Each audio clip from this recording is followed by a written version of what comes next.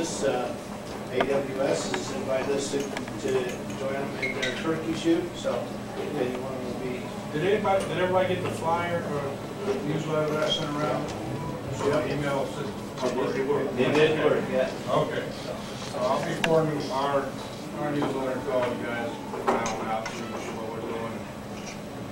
We're all in the same business. All right, we have any other business this evening? Okay, we're just going to fight right on with our topic tonight. Sorin, would you introduce yourself to us a little bit about your subject? Okay. Right.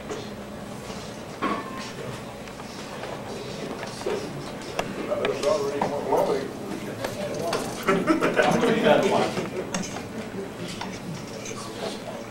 okay, my name is Sorin Teles. Some of you know me. Some you don't. I work at Promotory for ATK. That's what I been in the last 4 years. I'm mostly a UT guy, but Sorin asked me to talk to you about thermography, which is something that from time to time I also do, and I have an interest in it. I work in R&D, and I'm not associated with ASNT or certified, so I have no level. But I like it that way because it allows me to play with things where you guys need to do the real work. So I'm just messing around with stuff. Yeah, the PowerPoint. We're getting one. So let's see.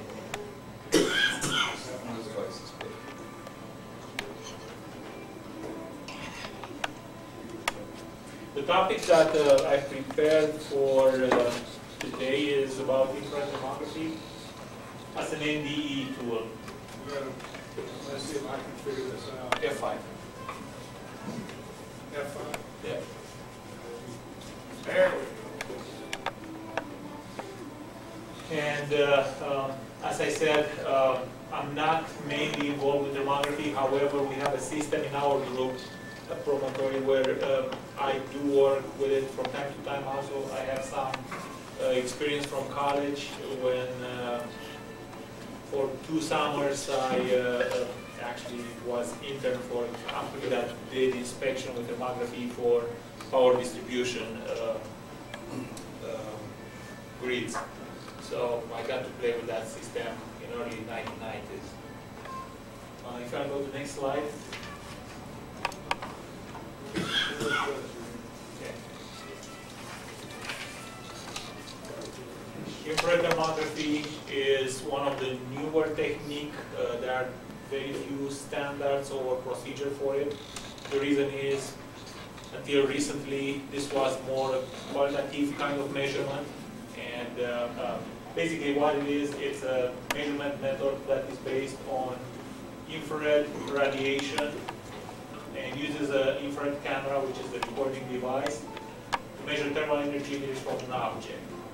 Now, infrared radiation is electromagnetic radiation. Every single object that has a temperature higher than 0 Kelvin, which is absolute zero, will emit energy in infrared band.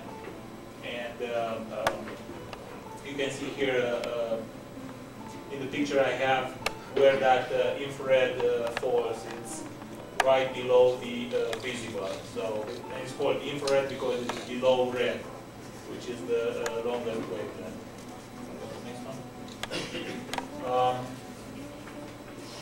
If you have questions, it's okay to stop me at any time. I would like to answer those rather than bore you to death. So infrared thermography is based on a physical phenomenon. As I mentioned, every object that has temperature higher than absolute zero will emit that radiation. And there is a clear correlation between the radiation that is emitted and the temperature of the object. Planck's law describes the distribution of that spectral radiation for a black body. Now, all the objects that we have in the surrounding world are not black bodies, but they have, which means they have emissivity dependent on the wavelength. And emissivity is a unitless property that's defined the ratio of total energy that is emitted by that given surface reported to the black body temperature. And if you want to think of a good example of a black body, think about an oven that is completely closed and has just a peephole on one side. All the radiation that falls on that peephole will go inside, but there are very few chances that that radiation is going to go out.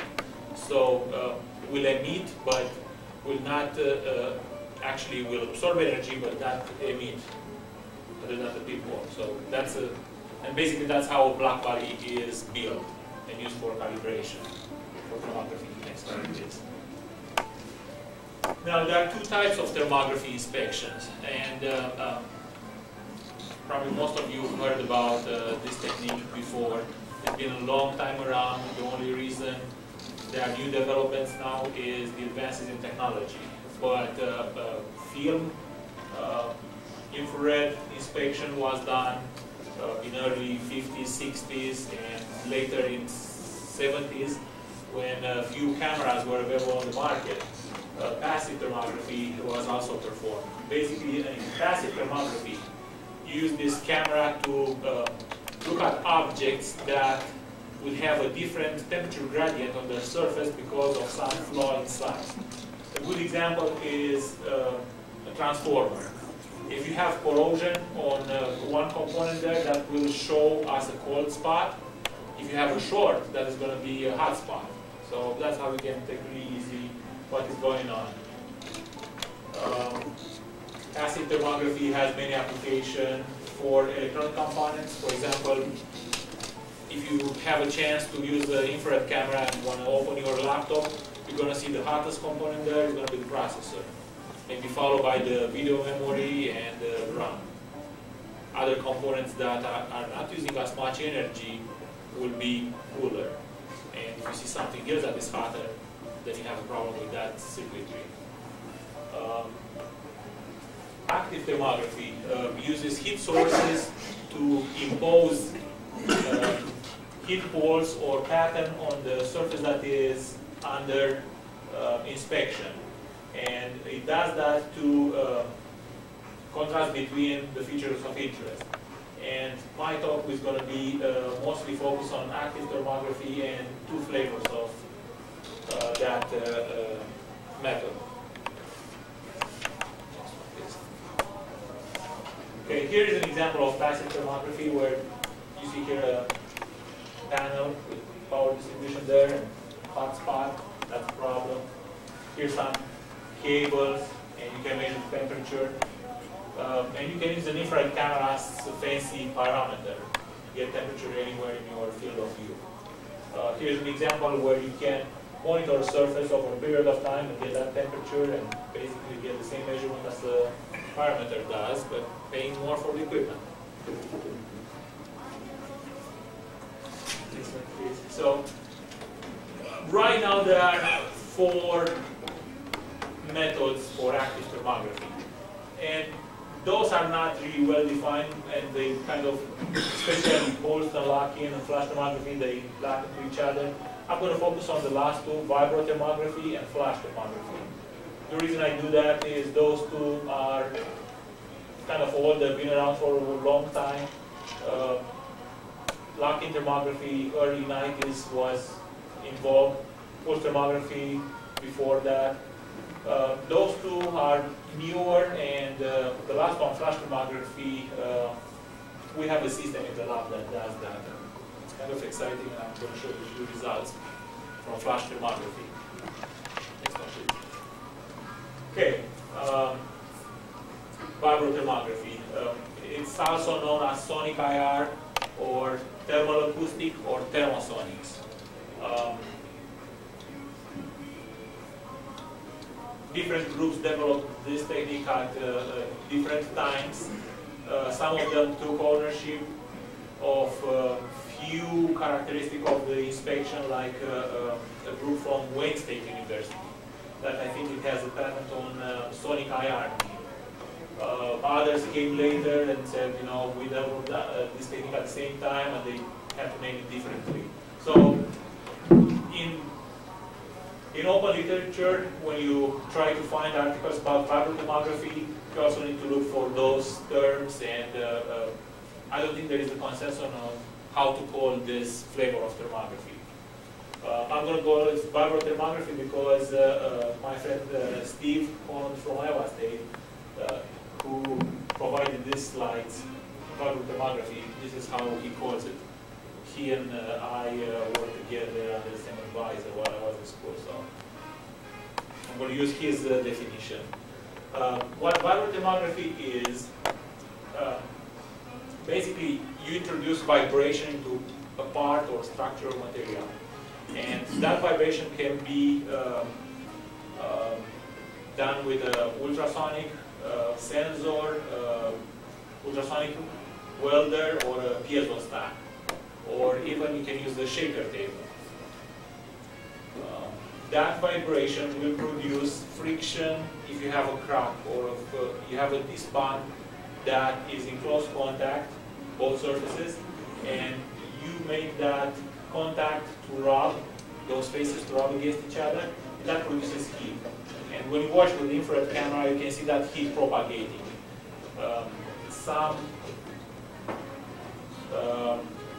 Actually, the piezo stack and ultrasonic welders will allow you to tune the frequency so that you can see the maximum heat produced at certain frequencies.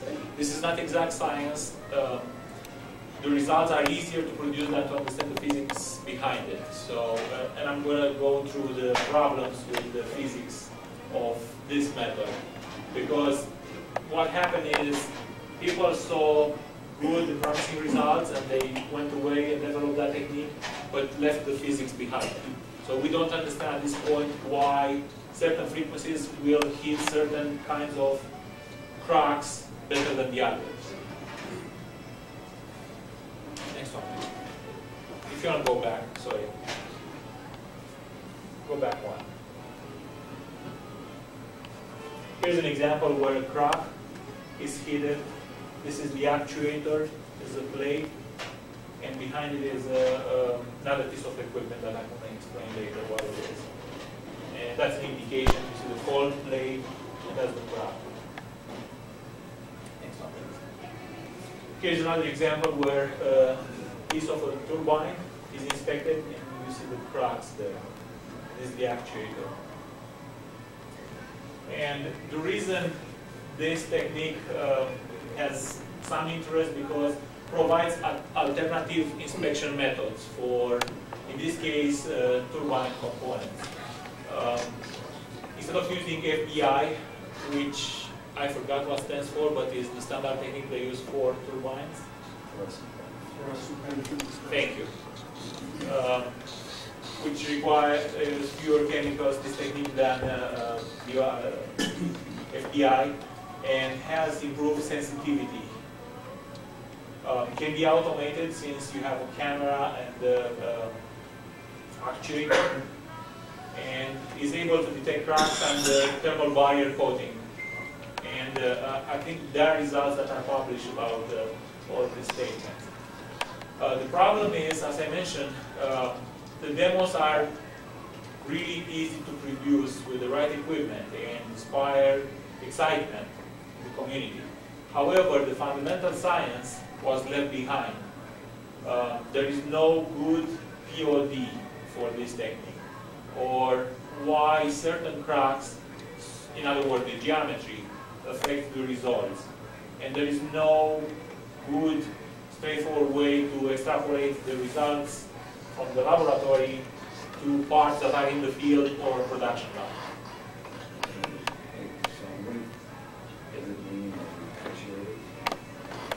What is the actuator? In this case, is a piezo stack. Basically, you have piezoelectric, like quartz type, glued one to another, so you increase the displacement. So it's what's generating the vibration. Yes, that's what's right. And I think in this case, it is tunable and has a bandwidth. If I remember correctly, it's somewhere between 10 kilohertz to 100 kilohertz. And for whatever reason, certain frequencies will just make the cracks pop. the image. So one crack was like 14 kilohertz, another one was 27 kilohertz, and for whatever reason, physics is not well understood, or it's not understood by me and other people. You have different cracks that will light up at different frequencies. So it would be best to have a range of frequencies. And that's what Steve is doing. He gets a part and he sweeps the frequencies, and he can detect different cracks. But now the problem is, how do you put behind the results you get quantities like depth, size, orientation of the crack? I mean, yes, you detect something, and you go there and you make sure there is a crack. But how do you, a priori, can make that decision and say, this is the type of crack that I detected at that depth? And basically that's what this slide says. And there are no good quantitative relationship between vibration and crack heat. That's another example of a crack that is really well defined there. Next one. So this is his typical setup for vibro-thermography. He has an infrared camera in the corner there, the actuator, which can be, in this case I think he needed more power and use a pneumatic cylinder, which means lower frequency. And in the back he has a laser vibrometer. And the reason he has that, while you oscillate that part, your object in the frame goes all over the place. But what he does with the laser vibrometer is correcting the image so that he knows how much that part oscillated, and he adjusted the pixel in the image so your image in the end will stay fixed. So basically you get rid of all that fuzziness because of the movement of the part. So one problem is to relate physical quantities to crack heating, and what he tries to do is use single point vibration measurement, find the nominal resonance, you find the stress, and with that you characterize the heating for a certain crack, and start with something really simple like one crack, no location, no parameter of the crack, and try to find the stress that causes the heating of the crack.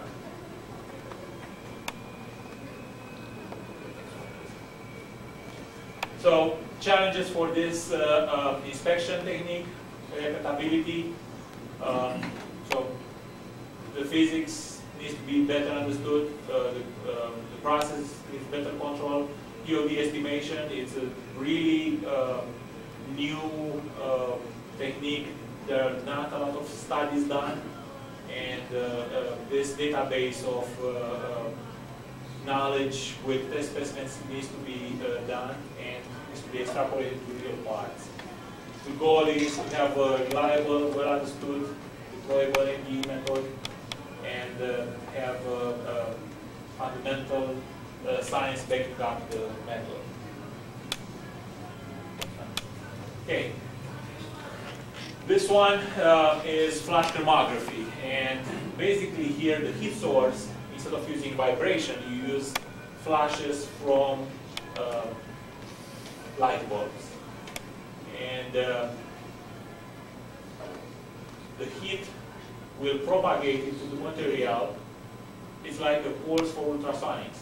However, the difference is the heat equation is not three-dimensional, it's not a tensor. It's one-dimensional, so the heat will propagate lateral also. However, if you have a flow that reflects the heat back, you're going to see it sooner in the infrared image that you measure. And for a flow that reflects the heat back, you're going to get a hot spot. For an inclusion that will propagate the heat faster, you get a cold spot. The problem is, how do you relate size and depth to basically time of flight, the arrival of that cold spot on the surface or hot spot on the surface. That's why you can use flash thermography to generate this pulse of light and see how that pulse propagates to solve for the depth. And the results I'm going to show on the other slides are going to prove that. So basically what you do with the light here, you send the pulse like the ultrasonic does with tone burst, and when you measure with the infrared camera, you capture not only one image, you capture a series of frames at a rate that depends on the camera. In this case, can be 600 frames a second. And when you look at the time that cold or hot spot was produced, the timing and the size can give you the depth. And if you want to go to the next slide, there's an example. Here's the sample, and this is just one frame. What you usually see is this sample has embedded defects, I should mention, at different depths. They are Teflon inserts. And time 0, before you start the flashes, actually the one flash, this is completely black because everything else is at equilibrium. Once you flash it, you start seeing how the heat propagates and will be uniform until it hits the first flow. And that reflects. That is going to look as a hot spot. And a few frames after, you're going to see the next one lighting up. And again, for the third and the fourth one.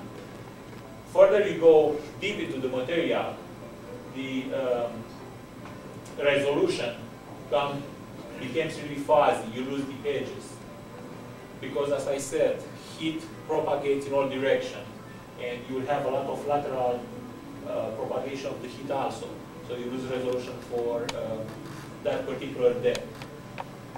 If you put a gate and look at the pixels, for the time you record all the frames, and look at the amplitude only, how that amplitude changes over your recording time.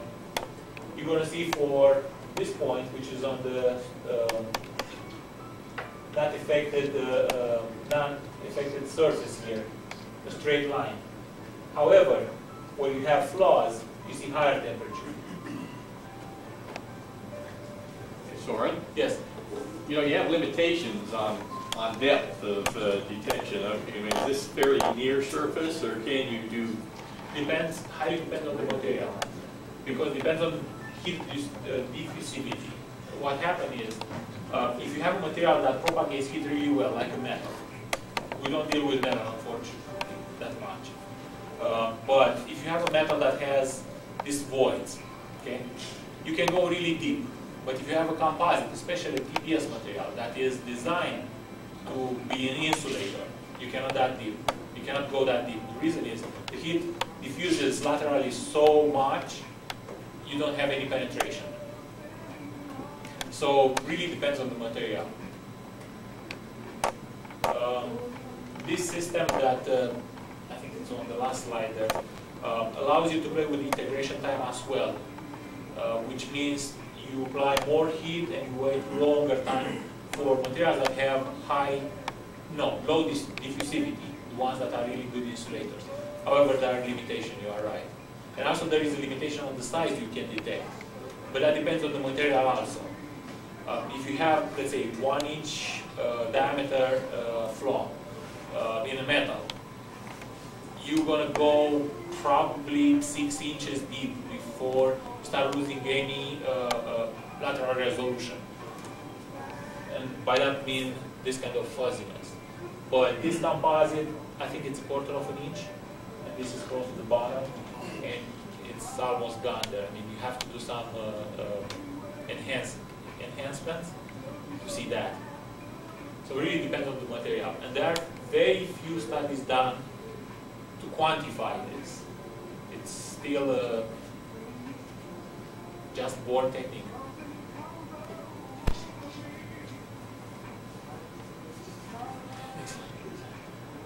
Another way to look at the same data, so the graph that you saw before here was just the amplitude of those pixels. Now, if you take that amplitude and look at the first and second derivative, you enhance basically the difference between those. And this difference can be converted into depth measurement. And that's the goal here. Basically to get a quantitative measurement that relates arrival time for that hot spot into depth. So the flow depth can be determined by the time at which maximum was first seen, and you can use the second derivative also to enhance that. Sometimes it's easy to use the second derivative than the amplitude or the first derivative. And as I said, this depends on material. Next slide, please. So this is the system that was used to generate that data, and it's pretty complex. What it has here, this is the camera, and you have here the hood that also has the lamps inside, and it has a cord that gets to the power supply here. Basically, you place this over the area that you want to sample. You set your parameters on the computer, press a button, the flashes are going, the infrared movie is recorded and processed, and you get the result that you saw before. For that reason, it's really fast and useful in application. It doesn't allow a lot of development work, which I would like to do, but it's a good tool to use. There are some system description. There uses a FLIR camera, which is the, as far as I know, the biggest brand there. FLIR bought few of the other brands that I used to use in the early 90s. I think they bought Agema, which is a Swedish company. They bought it from Metrix, and that was in Boston. And they bought another one in late 1990s. So basically, they are the only ones making infrared cameras now. The temperature range goes up to 2000 C, which is a lot.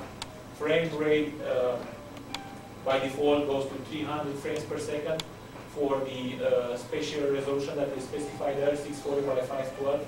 However, if you reduce the spatial resolution, you can go up to 600 frames per second. You will have to reduce that spatial resolution in half. Temperature sensitivity is 0.018 C and varies with the range you set. Larger the range you want the temperature to be measured, worse you do on the sensitivity, as you probably expect that. And this is a thermal wave system. $250,000.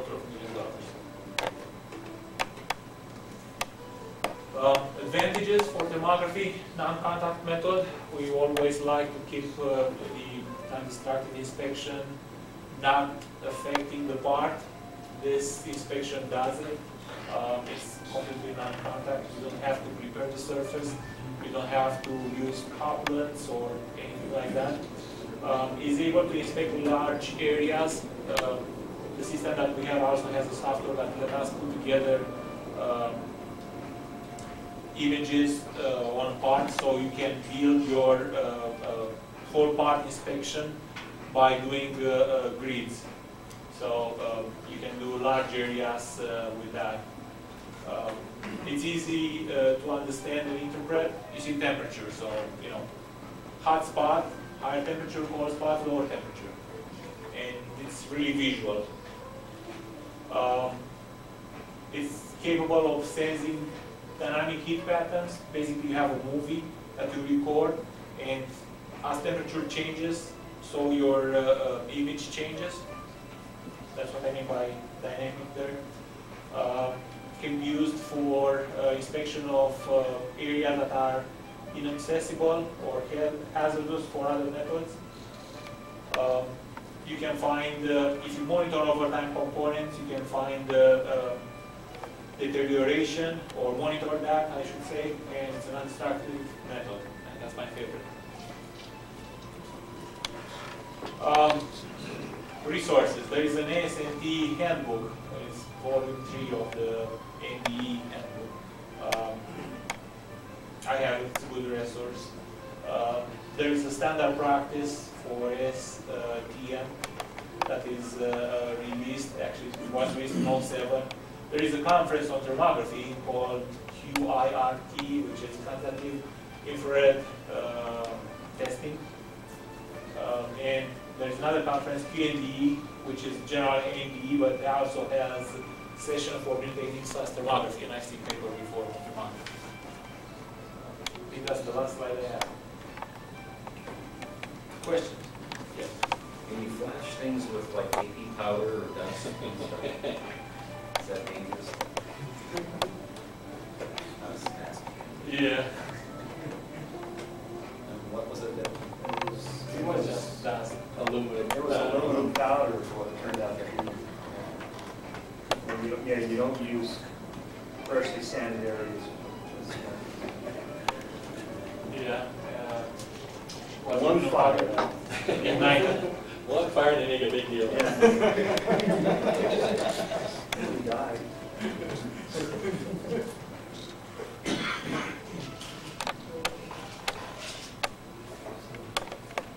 Any other questions? What kind of applications, I mean, I know some of the stuff that Mike worked on with the, Evan, but what have been some of the applications that you've gotten to look at in the last year or two? The one that I'm really interested in is vibrothermography, and I think that would work really well for the, we still have some metal parts in the products we build. Would work really well for finding cracks that are below the subcritical size that you can detect. The reason is putting in the right mode there, you generate heat because of the crack is there. And you can see that heat, since the metal is really good at passing heat through. With other methods, you might not be able to see them because of the size. However, if they are there and they are vibrated at the right frequency, you're going to generate heat. You might even grow them, and then you can detect them through these ones. Or any current. But that's one application. Another application is for phenolics or composites. I have preliminary data that makes me believe that vibrothermography is going to work on these lines or delamination in that composite. But I still work on that. With the flash thermography, pretty much it's a system that they can use. There is not much development that we can do or I'm allowed to do, actually. And try to... You used to have a lot of different crack samples that you did, vibro. We had some titanium pieces that had some cracks, and I haven't tested those specific ones, but similar ones at Iowa State show that they are really easy to detect. You can detect them with any current also. You could always, have samples. If you're looking for samples, probably give you some correlations. Hey, sorry? Does this lend itself to automation? You could keep a light on and rotate a part through it or something like that? You don't put the light, you need to have flashes. The reason is you really have to have that pulse of light, because all the algorithms that they used is based on a pulse that hits the surface, propagates, and all the calculations are based on that. So, but yes, you can automate that. That's not the hard part. So you move the hood on an area where you want, flash it, record for the time you want, move it to the next position, flash it, record. And the only thing that you need is an arm, robotic arm for that. The software is really easy to learn and use, records all the data, so if you're going to go back and see exact same location, actually we use this for an aging study, where we look at how cracks develop over years. So we have this fixture, we measure the exact same position over a certain period of time, and see how those features change. This is done manually.